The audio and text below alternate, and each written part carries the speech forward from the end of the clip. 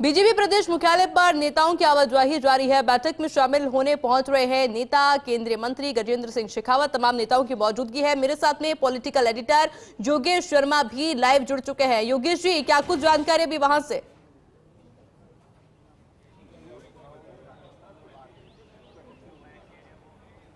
देखिए, बहुत ही अहम बैठक भारतीय जनता पार्टी के प्रदेश के मुख्यालय पर इस वक्त है और कहा जा सकता है कि एक तरह से 4 जून के जो नतीजे आ रहे हैं उससे पहले ये सबसे बड़ी बैठक यहाँ पर रखी गई है। तो यहाँ पर बीजेपी के प्रदेश मुख्यालय पर कुछ ही देर में बैठक शुरू होने वाली है। सीपी जोशी बीजेपी के अध्यक्ष, विजय राहटकर जो सह प्रभारी है, और काफ़ी नेता यहाँ पहुँचे हैं, जिनमें मंत्रियों की अगर हम बात करें तो जोगाराम पटेल हैं, मदन दिलावर हैं, सुमित गोदारा हैं, अविनाश गहलोत हैं, के बिश्नोई हैं, और तमाम प्रमुख नेता की मौजूदगी यहाँ पर है। बड़ी संख्या में विधायक भी आए हैं और वो नेता हैं जो प्रवासी के तौर पर दक्षिण भारत के कई राज्यों में गए, चाहे वो तेलंगाना हो, कर्नाटका हो, आंध्रा हो। इसके साथ ही पूर्व के राज्यों में गए, चाहे उड़ीसा हो। इसके साथ ही दिल्ली, हरियाणा, कई इलाकों में राजस्थान के नेताओं ने तमिलनाडु तक जाकर अपनी भागीदारी निभाई और वहाँ कहा जा सकता है कि जो राजस्थानी प्रवासी वोट हैं उनके बीच में जाकर लंबे समय तक रहे। खुद बीजेपी के प्रदेश के अध्यक्ष सीपी जोशी तकरीबन 1 महीने उड़ीसा में रहे। 3-4 क्लस्टर उनके पास थे, वहाँ पर उन्होंने अपनी भागीदारी निभाई और भारतीय जनता पार्टी की पूरी टीम के साथ केंद्रीय मंत्री गजेंद्र सिंह शेखावत भी पहुँच चुके हैं बीजेपी के प्रदेश कार्यालय पर। केंद्रीय मंत्री कैलाश चौधरी भी बीजेपी का हमारे साथ, रामलाल जी हमारे साथ हैं, निर्मल जी भी हमारे साथ, हम दोनों से बात करेंगे। निर्मल जी और रामलाल जी, क्या कहेंगे आप? सभी क्या बड़ी बैठक है, प्रवासियों को बुलाया? देखिए, भारतीय जनता पार्टी निरंतर 24 घंटे काम करने वाली पार्टी है और निश्चित तौर पे आज हम सबको बुलाया है तो अपने अनुभव हम साझा करेंगे। और सबका लंबे समय के बाद, चुनाव के बाद सबको समय नहीं मिला था, तो आज मिलने का भी सौभाग्य मिलेगा और अपनी एक दूसरे की बातें शेयर करेंगे सब लोग। थोड़ी देर बाद ही एग्जिट पोल आ रहे हैं। जी, निश्चित तौर पे एग्जिट पोल आ रहा है और प्रचंड बहुमत से भारतीय जनता पार्टी की मोदी जी के नेतृत्व में केंद्र में सरकार बनेगी। रामलाल जी हमारे साथ हैं। पार्टी ने इनको विधानसभा में गरजते हुए देखा और बीजेपी की बात रखते हैं हर जगह पर। राम जी, क्या कहेंगे? क्योंकि बैठक तो ही अहम बैठक है, लेकिन जो नतीजे हैं उससे पहले ही आज एग्जिट पोल को लेकर भी कई तरह की संभावनाएं, भविष्यवाणियां सामने होंगी। देखिए, ये जो चुनाव 2024 का हुआ है, भारत सरकार बनाने का चुनाव है। एक तरफ एक पार्टी ऐसी है जिस पार्टी का एक ही दूल्हा है, एक तरफ वो पार्टी है जिसके 10 दूल्हे हैं। तो जनता सिर्फ एक दूल्हे वाली पार्टी को ही चुनेगी, ये तय है। और निश्चित रूप से जो मिशन लेकर हम चले थे, उस मिशन के अंदर हम सफलता के मुकाम तक हम पहुंचेंगे। आज की बैठक प्रदेश के कार्यकर्ता अनेकों प्रदेशों के अंदर दूसरे जाके वहाँ काम किया है। राजस्थान के वासिंदे 100 से 150 साल पहले उन विषम परिस्थितियों के अंदर देश के अनेकों हिस्सों के अंदर जाके, एक कहावत है कि जहाँ ना पहुँचे गाड़ी वहाँ पहुँचे मारवाड़ी। निश्चित रूप से वो लोग वहाँ पहुँचे, अपने आप को स्थापित करने का काम किया है। वहाँ भी पार्टी के कार्यकर्ताओं ने काम किया है और निश्चित रूप से प्रदेश का ही नहीं, पूरे देश का माहौल है कि अब की बार 400 पार के नारा चिरताड़ तो तब दिखाई दे रहा है। रामलाल जी, चाहे पश्चिम बंगाल हो, चाहे उड़ीसा हो, तेलंगाना, कर्नाटका, तमिलनाडु, आंध्र प्रदेश, हरियाणा, दिल्ली, उत्तर प्रदेश, कोई सी ऐसी जगह नहीं है जहाँ राजस्थान के बीजेपी के नेता प्रवासी के नाते वहाँ गए और प्रवासियों के बीच में जाकर बीजेपी के पक्ष में काम किया। क्या लगता है कि वो राज्य जहाँ पर बहुत महत्वपूर्ण जिम्मेदारी खासतौर से दक्षिण भारत है, जहाँ पर बीजेपी की जड़ें उतनी मजबूत नहीं थी, कितना योगदान आपका रहा वहाँ? देखिए, किसी भी आप प्रदेश के अंदर चले जाइए, मारवाड़ियों की एक पैठ है, मारवाड़ियों की एक प्रतिष्ठा है जिसको अन्य लोगों भी ये स्वीकार करते हैं।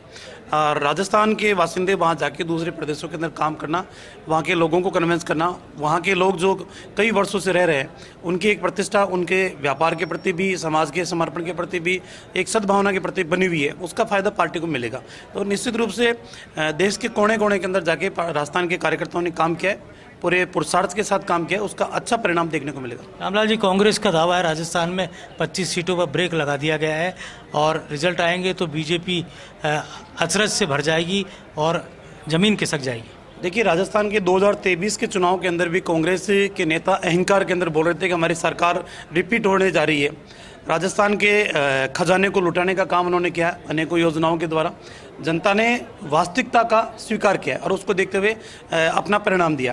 राजस्थान में भारतीय जनता पार्टी की सरकार बनी तो राजस्थान के नेता, जैसे यहाँ जयपुर के एक बड़बोले नेता थे, एक आजकल सीकर का बड़बोला नेता जो हर बात के ऊपर अपने आप को दम भरने की कोशिश करता है, तो इन बड़बोले नेताओं के शब्दों के ऊपर ज़्यादा गंभीरता से जनता लेती नहीं है। और निश्चित रूप से 4 तारीख को जब काउंटिंग होगी तो इनको पता चल जाएगा वास्तविकता क्या है। लेकिन जैसा आपने कहा तो चोमू वैसे तो जयपुर जिले में आता है, लेकिन लोकसभा क्षेत्र सीकर लगता है आपका क्षेत्र है। कहा जा रहा है कि वहाँ कॉमरेड ने कड़ी टक्कर बीजेपी को दी है। कोई टक्कर बीजेपी को नहीं दी है। कांग्रेस के कार्यकर्ता, कांग्रेस के नेता इस चुनाव को गंभीरता से ले भी नहीं रहे थे। सिर्फ एक मुखौटा कॉमरेड का उन्होंने पहना दिया। कांग्रेस पहले ही हार मान चुकी है कि हम सीकर के अंदर जीत नहीं सकते। इन्होंने समझौते के अंदर सीट दी है, सब जानते हैं। तो मुझे नहीं लगता कि कांग्रेस वहाँ ज़्यादा कुछ करने की स्थिति में है। पानी बिजली 2 बड़े मुद्दे जिनको लेकर लगातार कांग्रेस के नेता, खासतौर से पीसीसी चीफ गोविंद सिंह डोटासरा, पूर्व मुख्यमंत्री अशोक गहलोत लगातार घेर रहे हैं बीजेपी को। अगर घेरने की बजाय जब उनके पास सत्ता थी तो वो काम कर लेते तो आज ये दिन देखने को नहीं मिलते, नंबर 1। दूसरी बात मैं कह रहा हूँ कि सरकार संवेदनशील है। भजन लाल जी ने पदभार ग्रहण करते 2 बड़े फैसले किए, चाहे ईआरसीपी का हो और चाहे यमुना के जल का हो, 2 बड़े फैसले किए। अब धरातल में आने में थोड़ा समय जरूर लगता है। धरातल के ऊपर जब ये योजनाएं क्रियान्वित होगी तो पानी की समस्या का स्थायी समाधान होगा। रही बात बिजली की, किस तरीके से उन्होंने एमओयू किया था सबको पता है, राजस्थान की प्रदेश जनता को पता है। किस तरीके से उन्होंने गड्ढे में डालने को काम राजस्थान के बासिंदों को किया है, तो जनता सब जानती है। इसलिए बोलना एक अलग है, और जब समय था उस समय परिस्थितियां आप ठीक कर सकते थे, वो काम आपने नहीं किया। लेकिन उस समय तो ये था कि मेरी सरकार बची रहे। हमारे विधायक जो सरकार को तत्कालीन समय समर्थन दे रहे थे, उनकी जायज़ नाजायज़ मांगे आप मानते रहे, और किस तरीके से प्रदेश की प्राकृतिक संपदाओं की लूट। आज तो मौसम भी थोड़ा मेहरबान दिख रहा है राजस्थान। नहीं, मौसम मेहरबान, आज से बेटर मौसम 4 तारीख को होगा जब पूरे देश के अंदर भगवा फहराया जाएगा। क्या लगता है आप कितनी सीटें मान के चल रहे हैं? 101% भारतीय जनता पार्टी ने जो मिशन लिया है वो मिशन पूरा होगा, और देश के यशस्वी प्रधानमंत्री नरेंद्र मोदी जी के नेतृत्व के अंदर पुनः भारतीय जनता पार्टी की सरकार बनेगी। 400 पार हो जाएगा? 101% होगा। ये सिर्फ बातें नहीं है, जहाँ सीटें कम हो रही है उससे दुगनी सीटें अन्य प्रदेशों के अंदर बढ़ती हुई नजर आ रही है। अब कांग्रेस के नेता तो वो ये खिलानी बिल्ली खंबा नोचने वाली स्थिति है, ज़्यादा दम है नहीं। कांग्रेस तो ये कह रही है कि योग साधना के लिए इसीलिए मोदी जी वहाँ चले गए कि मामला पूरी तरह साफ हो चुका है, और अब जयराम रमेश कहते हैं कि सेवानिवृत्ति की ओर बढ़ चुके हों। हमारी पार्टी सनातन को मानने वाली पार्टी है, सनातन संस्कृति को मानने वाली पार्टी है, और सनातन के हमारे 4 धाम की यात्रा, आपके परिवार के लोग उसको महत्व देते हैं। आज भी हमारे 12 ज्योतिर्लिंग है। हमारे आस्था के केंद्रों के ऊपर लगातार कांग्रेस के नेताओं ने तुष्टिकरण की राजनीति के आधार पर प्रहार करने का काम किया। ये कोई नई बात नहीं है। तो देश के यशस्वी प्रधानमंत्री नरेंद्र मोदी जी पूरी दुनिया को सनातन संस्कृति दिखाने का काम कर रहे हैं। आपके तत्कालीन प्रधानमंत्री पंडित जवाहरलाल नेहरू की तरह इस तरह के अय्यासी करने का काम नहीं कर रहे। चलिए रामलाल जी, क्योंकि बोलने में चोमू के नेता हैं तो निपुण तो होंगे ही। बहरहाल ये कहा जा सकता है कि थोड़ी देर में ही बैठक शुरू हो जाएगी विधिवत तौर पर, और बैठक में प्रवासी और विस्तारकों को दोनों को बुलाया। विस्तारक जो राजस्थान के कई क्षेत्रों में गए थे, और जब संगठन महामंत्री चंद्रशेखर ने इस योजना को पूरी तरह राजस्थान में प्रतिपादित किया था, उस ज़माने में एक विस्तारक को अलग अलग विधानसभा क्षेत्रों में भेजा गया था।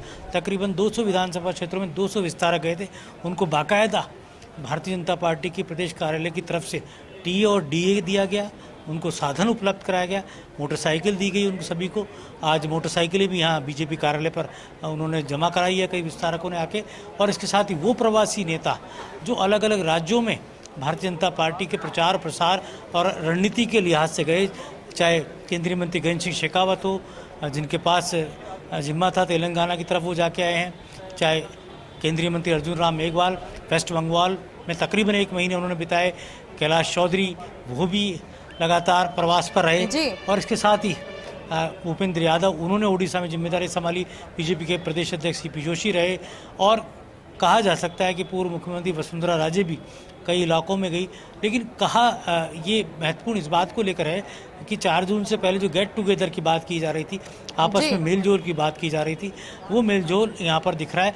थोड़ी देर पहले यहाँ पर कई मंत्री पहुंचे, लेकिन बिल्कुल योगेश जी, क्योंकि एक गेट टुगेदर दिल्ली में भी किया जा रहा है, तमाम दावे किए जा रहे हैं, अभी हमने सुना भी। और आज जो एग्जिट पोल है तो ऐसे में काफी तस्वीरें आज भी साफ हो जाएंगी और 4 जून को तो पूरी ही तस्वीर साफ हो जाएगी और देखना होगा कि किसके दावे कितने पास हो पाते हैं। बहुत बहुत शुक्रिया योगेश जी आपके तमाम जानकारी के लिए। और बीजेपी प्रदेश मुख्यालय पर नेताओं की आवाजाही जारी है। बैठक में शामिल होने पहुंच रहे हैं नेता। अब से कुछ ही देर के अंदर बैठक की शुरुआत हो जाएगी, क्योंकि कुछ देर पहले योगेश जी भी जानकारी दे रहे थे कि किस तरह से लगातार मंत्री पहुंच रहे हैं। केंद्रीय मंत्री गजेंद्र सिंह शेखावत, केंद्रीय मंत्री कैलाश चौधरी, मंत्री जोगाराम पटेल, मंत्री सुमित गोदारा, मंत्री अविनाश गहलोत, मंत्री मदन दिलावर, मंत्री कन्हैयालाल चौधरी, राज्यसभा सांसद मदन राठौड़, बीजेपी प्रत्याशी भागीरथ चौधरी, लुम्बाराम चौधरी, शुभकरण चौधरी और देखिए तमाम नेताओं की मौजूदगी है। और अब से कुछ ही देर के अंदर बैठक की शुरुआत हो जाएगी। हालांकि जिस तरह से दावा किया जा रहा है राजस्थान में 25 सीटों का और प्रधानमंत्री नरेंद्र मोदी के द्वारा जो नारा दिया गया है अब की बार 400 पार का, वही कॉन्फिडेंस हर मंत्री के चेहरे पर नजर आ रहा है, क्योंकि सभी का यही कहना है कि इस बार 400 पार होगा। हालांकि एग्जिट पोल्स आज सामने आ जाएंगे और काफी हद तक तस्वीरें क्लियर भी हो जाएंगी, क्योंकि इसी तरह से एक बैठक दिल्ली में भी जारी है जिसमें भी तमाम दिग्गजों की मौजूदगी है। और ये बैठक की तस्वीरें फिलहाल लाइव तस्वीरें हम आपको दिखा रहे हैं राजधानी जयपुर से, जहां गजेंद्र सिंह शेखावत, सीपी जोशी समेत तमाम दिग्गज आपको तस्वीरों में नजर आ रहे होंगे। और हालांकि इंतजार किया जा रहा है बैठक के शुरू होने का और अब से किसी भी वक्त कुछ ही देर में बैठक की शुरुआत हो जाएगी। हालांकि स्वागत सत्कार की तस्वीरें फिलहाल आप देख पा रहे हैं स्क्रीन पर कि किस तरह से एक एक करके सभी का स्वागत किया जा रहा है। तमाम मंत्री जो कि पहुंच चुके हैं वहां पर, एक गेट टुगेदर भी इसको कहा जा सकता है, क्योंकि जो स्ट्रैटेजी बनाई गई थी, आज 7वें चरण और आखिरी चरण का मतदान संपन्न हो जाएगा और उसके बाद में आगे की क्या कुछ रणनीति रह सकती है और जो स्ट्रैटेजी अपनाई गई है वो कितनी कामयाब रहती है, तमाम बिंदुओं को लेकर यहां चर्चा की जाएगी। और 4 जून से पहले, यानी कि नतीजों से पहले, ये गेट टुगेदर, ये मीटिंग, ये बैठक अपने आप में काफी ज्यादा महत्वपूर्ण है। और देखिए मीटिंग हॉल की ये तस्वीर है आपके सामने।